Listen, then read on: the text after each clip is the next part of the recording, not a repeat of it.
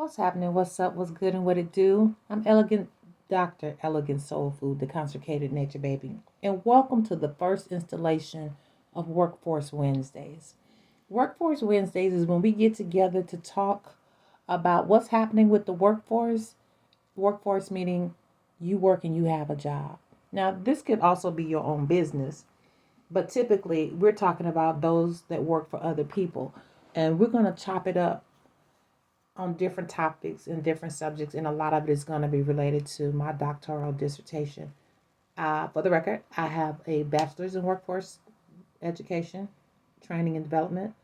I have a master's in educational leadership, and my doctorate is in education, career, and technical education leadership. With that being said, there's a story in the news today from CNN that this black man, he's suing because he got a job interview after he changed the name on his resume, and now he's suing for discrimination. What happened was when he applied with his legal name, Dwight Jackson, he was denied the job and then later offered an interview when he changed his name to John Jabrowski. So this is a violation of the Civil Rights Act, right? He's a 27-year-old black man in Michigan, in the Detroit area. And this is a luxurious hotel that he applied at. So, I said all that to say, this is shedding a light on a problem that's not isolated. It's common. And a lot of times when people speak out about it, um, you're whining, you're complaining, you're suffering from misconceptions, right? It's good to get evidence, and that's where we are. We're in the proof age, where people are keeping receipts and bringing it out, and that's very critical. Um, I'd like to say that the name means a lot, and so I have one of those unique names that people always mispronounce or put their own variation to it. One of my friends said it best about her son, that it's the name song, where they just kind of start making up different things to try to get your name right and say your name. Your name is so important. And being an indigenous, or being a black person, or being a person that has a unique name, and knowing that you're going to be judged on the very mentioning of your name, just seeing your name, is a trigger. Who's prepared to deal with this, right? And for how many centuries have we dealt with this? How many debates have we had about our names, where people are telling you, don't name that child that because they're going to know they're black? Why is that a problem? And I've been just as guilty as anybody. And part of it was because of my maturity at the time. But I also like the names. My son's name is Robert. When I had my son, it took me 3 days to name him. My friend's big sister worked at the hospital. She's like, you could go home, but we can't let you go until you name this child. And I was like, I thought I was having a girl. I don't have a boy name, and I don't know what his name should be. So I'm staring in his eyes, and I'm just like, baby, what's your name? Tell me your name. And I named him Robert. And I later discovered that Robert means bright fame.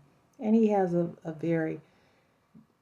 he's always had a bright disposition, as well as he's had a very successful career. Um, First, both professionally as well as his personal businesses that he has put his hands to. And then my daughter's name is Joy, which just means joy. I was so glad to get the child out of me. I just named the child Joy. That literally was as deep as it got with that.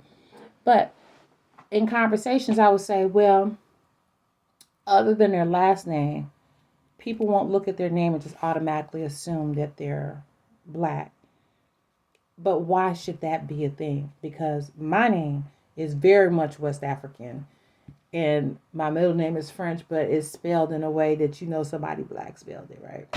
So people automatically just look at your name and then just decide if they want you to be a part of their organization, or if they want to hear anything that they want to say, or if they want to have another black face in their spaces. But it's everybody's space, right? At the end of every day, it's everybody's space. Nobody owns any of the spaces. You know, you're all employees in these spaces. So we're gonna chop it up about this stuff. I just wanted to come in and give you a quick message, and I'll go in a little bit deeper next time. Drop your comments below if you've ever been on the receiving or the giving hand of actually seeing a name and then just making assumptions. I'll share this one last story before I go. I was working at Vanderbilt University, and it was like the first or second day that I was there.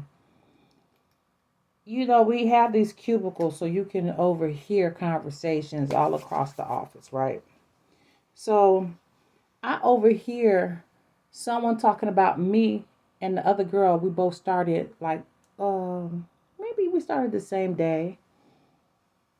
And they were training us, right? And so I could hear one of the persons that was responsible for our training on the phone with another person that worked at the university in another building.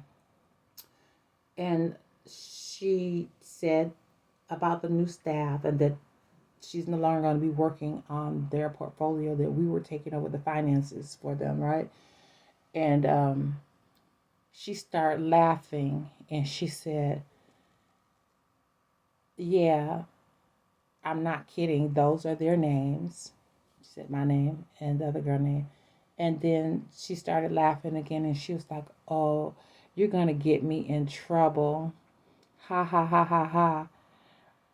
No, nobody has any singles. So I'm sitting there like, so this is my damn introduction to Vanderbilt, right? That someone is making because of my name and because of the name of the other girl, someone's making the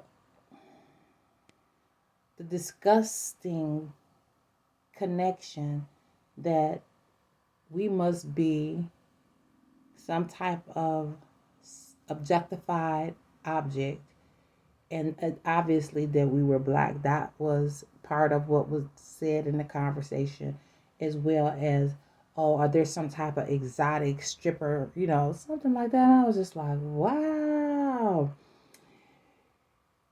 I just had the option to hear what they were saying.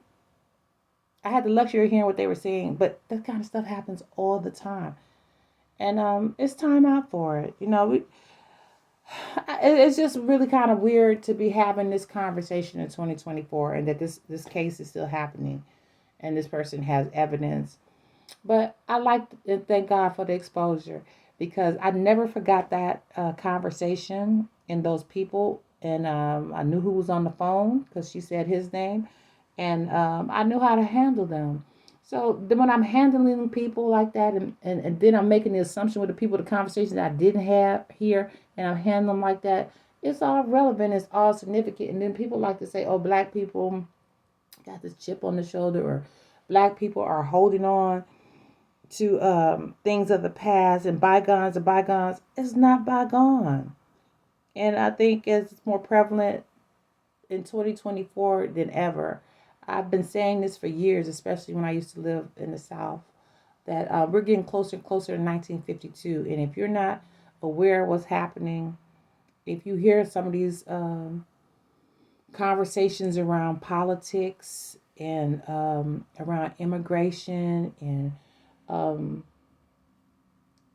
so many different topics, listen carefully and recognize what you're dealing with. So I'm going to cut it off here. I'm not going to go to the 10-minute mark.